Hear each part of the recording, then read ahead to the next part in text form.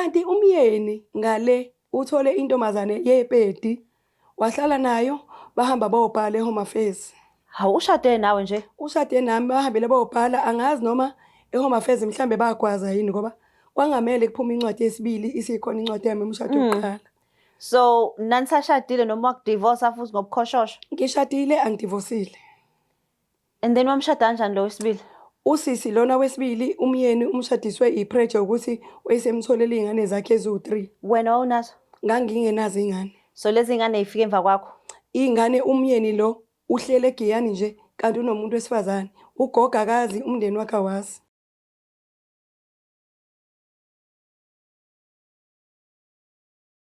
Sanibingelela bonke ababukeli beBlack Life TV. Kwesinye isiqephu esithi ngabuyelana emendweni. Nihleli noLungster namhlanje sihleli nomama uthi-ke nami ngicela ukuzoxoxa sami Lungster story ukuthi ngabuyelani emendweni. Sawona? Yebo sawubona sisi. Njani? Ngiyaphila. Siyaphila. Ngicela ubingelela ababukeli emakhaya uzisho igama nokuthi uqhamuka kunendawo. Ngiyanibingelela ababukeli emakhaya. Mina nginguZamangwane Khanyile waseMtubatuba esigodini saKwaMsane. Azisho zonke esigodini saKaMsane eMtubatuba. Ngisho noma bengingazi sengoye esigodini saKaMsane. Yebo. Zamangwane. So ngicela ungixoxele ukhule kanjani? Usayintombazanyana nje nabucabangani ngomshado? Ngikhule kahle, ngafunda, ngazalwa ekhaya lamakholwa. Ngikhule ngothanda umshado cause ngangifisa ukuthi ngibe nomuzi wami nezingane zami. Ukufisa kwakho ukufuna ukuba nomuzi wakho was it because ubona istructure sasekhaya noma into nje wawuyifisela wena? Ngangiyifisela mina ngibuka nanokuthi njengoba ngizalelwe ngaphansi komshado abazali bami beshadile ngoba mnandi nami ngobusiseka uma ngikhulisa izingane zami ngaphansi kwesisekelo sabantu ababili. Zamangwane ngiyazi ukuthi ke nakhona ababukele emakhaya kodwa mina ungibuki. Phela sizokhuluma la. Okay. Sizokhuluma la. Ngifuna ube comfortable nje sizokhuluma bakithi. Yebo.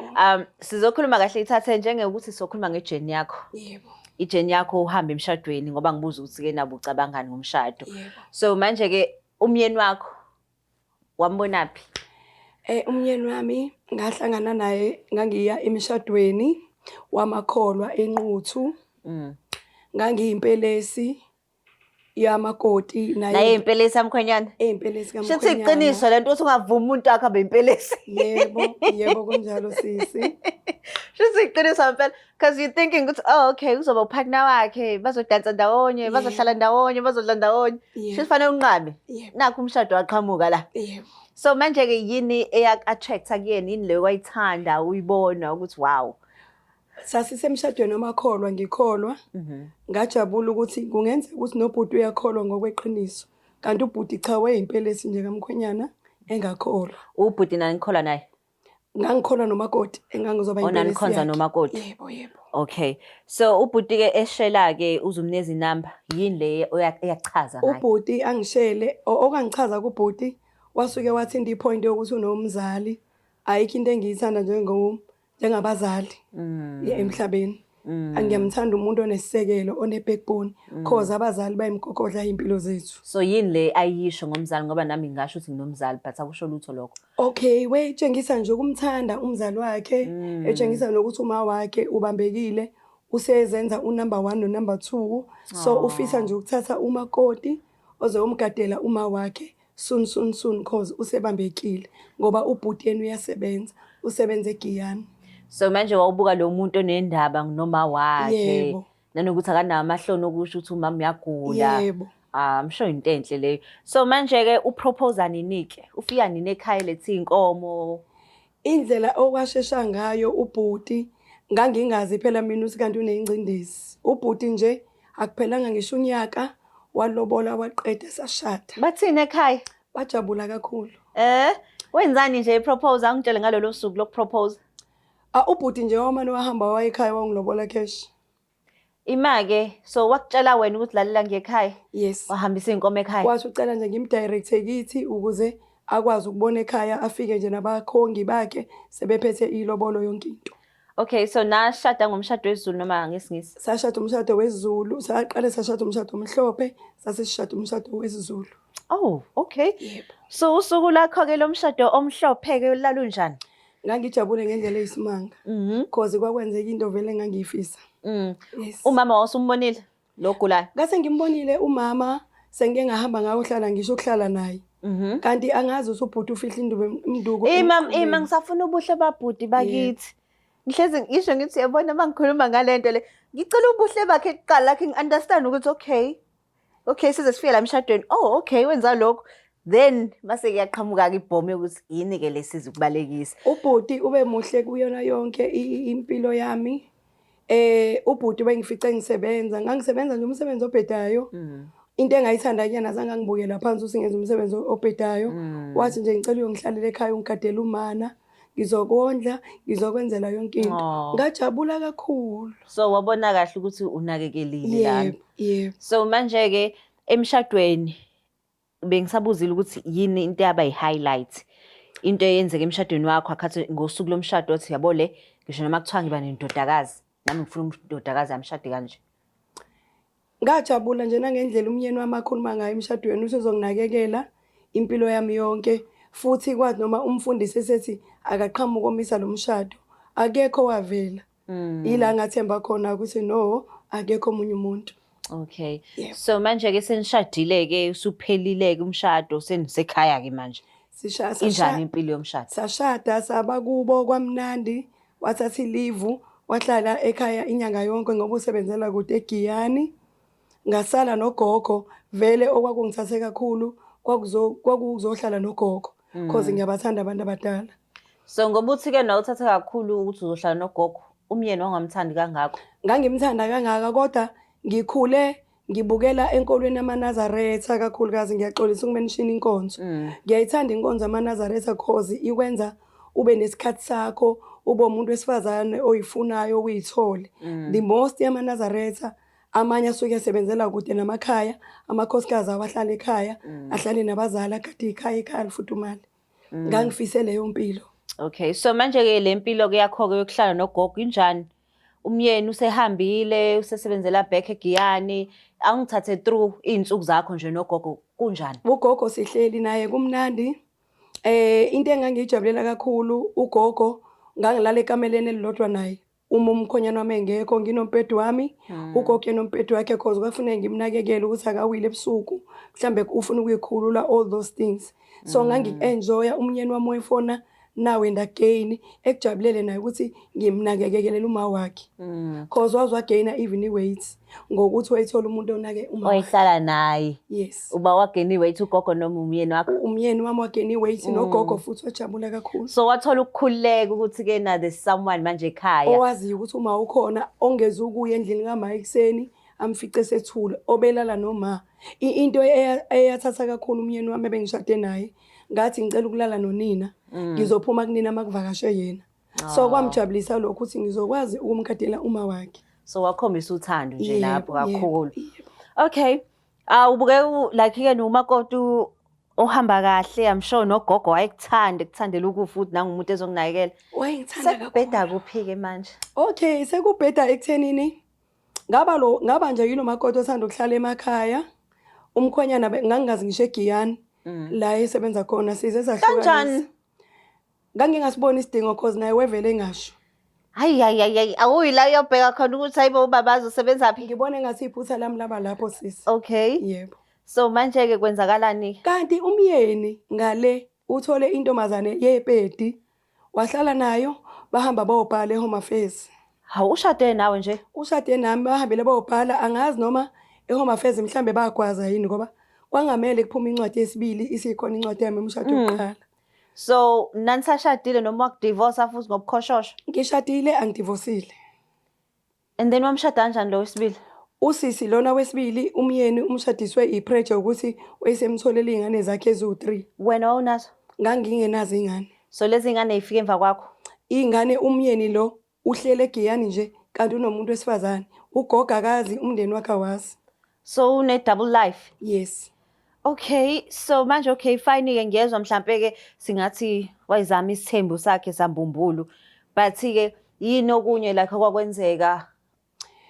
Mangibheka ukungithatha kwakhe uMr lo wayejabulela ukuthi ngizokwazi ukuhlala noma wakhe ngoba ngithe mase ngithola iqiniso ekuhambeni kwendlela usisi lo wayengayingeni indaba yokuza KwaZulu Natal njengoba usisi waseGiyani.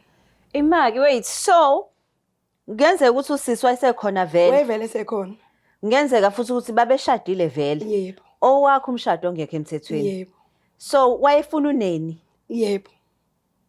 Ebona nokuthi inhliziyo yami ilele kakhulu kuma wakhe. So that's why athi noma engilobola wangithathisa okwebhayi. Yes, because wayejabulela ukuthi ngamthola umuntu ozongikhathela uma. Manje-ke wayevakasha kanjani? Ngangimbona after 3 months ngangenandaba futhi nakho lokho cause ngangicommunicate naye ngingamidlinzeli nanokuthi unomuntu wesifazane cause wayekwazi nokuthi angifonele ebusuku. La ngathola khona usisi lahlala naye usebenza ama shift usesibhedlela. Kusho ukuthi ngalesikhathi engifonele ebusuku usisi wesuke night shift. Oh. Mina ngalutheka ngangabona usuhlala nomuntu. Okay, usisi-ke maye kufonela uthini? Usisi angazi wathola kanjani ukuthi uMr lo njoba kade eze ekhaya wayekade ezokwenzela ugogo umcimbi. Ugogo wayethi 80 years. Kusho ukuthi ethombeni ngephutha. Zangena izithombe zami. Wabona nendandatho esandleni. Wayeseyabuza ukuthi ubani lo. Laphuma lapho ke iqiniso. Ima usisi unayo relationship nabanye abantu bakubo lo? Akanayo une relationship no friend ba husband wami. Oh, no friend ba husband. Yebo. So abangani bayazi ukuthi wena uneni? Abangani babelazi iqiniso usukhona umuntu oseGiyani. So ushuthi phela babazi ukuthi wena uneni? Yebo kunjalo sisi. And uneni shuthi olungile ngoba after 3 months kuphela? Yebo sisi. Okay, so usisi mayifona uthini? Afona usisi angethuse athi nje uma nje ngingafika lapho ngizokubulalela endlini. Ayi nginganaki. Ngimtshela ugogo okunye ugogo ngamtshela because ugogo njobe egula nje bengafuna aphatheke kambi. Kodwa la ngaqala khona ukuqwasha kwafika nje umfana wakhona lapha endaweni ozwashela imoto nje oyiqoqela nezinsimbi wangibizela eceleni wangitshengisa ukuthi ibuka ngifakelwe imali kodwa imali engifakelwe yona incane. Usisi lo ongifakela imali ilo oshadile nomkhonyana wakho. Ima umazelapha umfana oklina imoto? Kusho ukuthi ubhuti lo ngoba kuba weshiye isikeqeqeqenyana sakhe isincane esisiza ugogo kwaqasha udriver makhanjisa ugogo eclinic. So uyena lo mfana washa imoto? Yebo. So usisi wePedu sithathaphi isibindi sokuthi ke na akhulume naye noma babejwayelene nanaye? Mangibheka bebe communicate vele ukuthi uhamba kanjani lapho imoto kanjani noma kufuneka upetrol umnomzane lo mase emsebenzini be communication nosisi. Usisi ke wayesekhuluma nomfana lo wemoto ukuthi mangase nje amtholele iacid ufuna ukuthi nje befika angibhunyele ngayo la ngobuzwa khona yiwo wonke umuntu ukuthi washiswa yini kanje. Ila ngakhetha khona ukuthi ngiphume ngibaleke ngoba ngathi mangifonela lo wami walivuma iqiniso wathi ubesaba ukungitshela ukuthi ukhona umuntu ahlala naye eGiyani. Okay. Yebo. So manje ngoba ethi kena ufuna iacid lokukuthela. Yebo. Since ade ngafuni ukuza la. Yebo. KZN. Yebo. Usezozezela ukuzokuthela wena ngeacid? Yebo, kwasho ukuthi umfana ungitshengise neslip ayimfakele kusona imali engango 4000 yokuthi buka imali engikunikeza yona. Mangifice nje iacid mina ngithathe iacid ngibhunyela lo sisi. Umfana wahamba wayithenga iacid ke? Umfana zange ayithenge iacid. Umfana waba neqiniso ngoba uthi wayejabulela ukuthi ngangikade ugogo wathi sisi ngizokwenza ukwethembeka kuwena kuzoba kuwe. Funda nawo ama SMS uwena ozobona ukuthi uyaqhubeka uyahlala la noma wenza njani. Mina ngeke ngiyithenge kodwa iacid. Okay, awusho ke phela I'm sure phela kafikanga ngo same day ngoba vele phela wayengeka visaneze.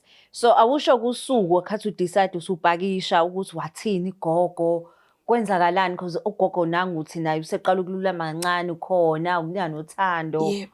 So kwenzakalani ngalolu suku? Ugogo engakhuluma naye ngathi mina gogo bengize la ngizele wena kodwa sengizocabanga ukuthi indodana yakho mhlambe izokunika unakekelo lokuthi uhambe uyohlala ehome cause njoba uzenza unumber 1 no number 2 lana unensizwa engakathathwa umakoti nabazukulu babafana. So gogo ngeke ngirisk ngempilo yami cause nawe mhlawumbe uyothola amachaphezelo mefika usisi esenzakalisa. Washo ukuthi ugogo indaba wayeke wayizwa kancane ukuthi ukhona umuntu oseGiyani kodwa wayitshela ukuthi into esiphelile izwe lashiwo ugogo kumina wathi mntanami hamba uNkulunkulu akubusise uwenzile umsebenzi ngokuthi unginakekele. Okay. So ngasinda kanjalo. So manje ke ekhaya amini ulotsholiwe phela usiyona intombi. Yebo. Ekhaya mawubuya bathini? ngabatshela nje istory, ngabatshela iqiniso lonke ukuthi bengeke ngidayise ngempilo yami, ngihlale sengitholile ukuthi khona u1 no2 no3. And then ubaba wasekhaya yena akakaze ezokubona ezehlise azama ukusho ukuthi ngekenzeke lento ancenge like enze something njengendoda. Wakwenza lokho wazehlisa kodwa ngabona nje ukuthi it's a high risk impilo yami le. Ngizofa emhlabeni kungakashaya isikhathi. Okay. Since ke nalomshado lona wayeseshadile vele. Yebo. Wakwazi ukuthi uhambe uyo check home affairs. Ngahamba ngayo check home affairs, ngathola ukuthi home affairs umshado wethu use on. Usa on. Yebo use on. So waba on kanjani kubeni vele seshadile? Yilapho la ngidideka khona ukuthi ene kwakwenzekale kanjani noma benosisi babeshade ngokwenkantolo noma mhlambe babehambe beyoyibhalela angizange ize ngazi. Okay, should fanele uku-investigate leyo nto ngoba ngeze apha yaqhamuka enye ihanke. Yebo. Ithi ke na hayibo akushadwe. Manje ngeke uvinjelele iphepha lelo. Yebo. Yeah. So manje kukhona umuntu osekhona empilweni yakho. Cha ngisafuna nje ukushaya umoya nje ubona ngingakakhulumi ngisho indandatho le ngangishade ngayo. Ngisamsaba nje umuntu wesilisa. Ngisamsaba. So manje indondatho stop nonsense wenzela ukuthi nokubukayo athi nje ngumedeme kanti cha ngiyena umedeme. La ngendlela engizothenga ngayo umuntu uma ngibona nje uyizibonela umedeme. Kanti akazi ukuthi umedeme akekho. Hayi phethe ke na phela bangafeli icala bangalazi. Yebo. Phela loyana uyena wangabanga neqiniso and uyazi ukuthi ke na abantu besilisa abakubona izinto abacabange ngokubona kwethu. Ngoba mhlawumbe ngiyacabanga ukuthi kuba wakuhlalisa phansi wathi ke na nginayo unkosikazi bengicabanga isithembu ngizokwenza konke nginakekele. Mhlawumbe awuzoyithatha ngiyindlela. And mina vele ke ngangisithanda sisi isithembu ngiyaxolisa ukungena emlomeni. Yena inkinga yakho besaba ushilo akade ehlala naye eGiyani. Mina isithembu ngikhule kuyinto vele bengiyithanda namanje ngisasithanda. Namanje usasithanda kakhulu. Okusho ukuthi nje ngaseqhamuka oqhamuka ithi nje number 3. Ngisho ngathi number 5. Number 5. Kodwa ngiyasithanda ngobani ngizozihlalela ngiziklinela umuzi wami ngibe nesikhathi sayo yonke into. Ngisibonile isithembu ngibabonile abangani bami amanye abasesithenjini baphila impilo emnandi. And futhi I think wena singakufanelayo ngoba awunankinga 3 months. Yes. Awuna nje inkinga. Yebo. Khona abanye bethu bethe kwaphela 2 days hayi. Nango December bekuya kwenzeke umyeni athi emsebenzini banama overtime ngiyabona ukuthi mhlambe bebesuka bethorisha nomema. Bengena ndaba ubeke ngabadlela okhismuze ekhaya. Nibe nazi ingane? Cha. Anibanga nazi ingane. Okay, ugogo ke manje unjani? Ugogo emveni kokuba mina sengimshiyile. Kusho ukuthi mhlambe insuku zakhe vele uJehova wayeseyibalile. Awuphela ngo3 months. Ugogo ngizwa kusho usedlulile emhlabeni. Kodwa engijabulelayo wadlulele home. Cause ngangizophatheka kabuhlungu ubugogo wawayedwa endlini. Yes. And then umnyeni yena? Umnyeni uyaqhubeka nempilo yakhe eGiyani. Kodwa nje uhlale efona ethi ngicela kona konke ukuthi ungixolele. Ngimtshela ukuthi hayi ngumuntu odlulisayo kukona konke ngixolele. Kodwa asaphindele emuva. Uyaphambili. Ngiyaphambili. Backward never, forward ever. Kiza kahle. So manje ke if uthe usafuna ukushaya umoya lo ngisafuna ukuphola. Yes. Ukuphola. Yes. But ke what if ngelilanga qhamuka ngiyahamba nalowo muntu. Beqhamuka nje ngiyahamba. Isithembu uhamba naso. Kakhulu futhi isona ngisithanda kakhulu. Asithembu uzosithola isithembu sakhe. Ngiyasithanda kakhulu. Yazi every day ngibona abantu besifazana abathi nje mina ngifuna isithembu. Ngiyasithanda nje kakhulu. Yazi mina ngisithembu ngingedwa. Ngisithanda ngendlela engihlupha ngayo. Ngiyasithanda. Awungeke. Ngiyasithanda. So uready nje kumsherisha nomunye umuntu umyeni. Kakhulu futhi ngisho ngathiwa ngowes4. Ngiyasithanda kakhulu. Ay no. Ngoba ngithanda ukuba nesikhathi sami, ngizinakekele, ngidlina umuzi wami, mefona baba niyaphila ninjani, kube yilokho nje. Mase kuyaphela. Yebo. Awulokho umlandelele. Lutho, ngoba nje futhi indlela engifisa ngayo, uma ngingase ngingene sothi sonke sohlala ebaleni elilodwa, kungangikhulula. Kodwa sengaya ngomna kwethu mhlamba athi, no, angifuni nje ukuhlala nawe ebaleni. Sokomphoqa ukuthi abe nomunye umuzi wami. Mina ngisho ngakakhela ensimini yasabelani la kubo ngoba ngumuntu wesifazana ozethembayo okhuthele. Bani besilisa nangumfazi. Maningazanga namhlanje angeke niphinde nizwe. Onamadleba akeze nangumfazi. Uthena ngisho noma ungamakhela ebaleni eliyi1 noma ungamakhela ensimini as long as happy enesikhathi sakhe. Yebo. Angazi ukuthi ngabe nifunani. Yebo. uNkulunkulu esenilethele. Yebo. Yo, no siyabonga kakhulu babukeli beBlack Life TV. Kusitophu sethu sithi ngabuyelana emendweni. Yes. Kulungisa, please don't forget to share, like and subscribe. Ngithanda kakhulu.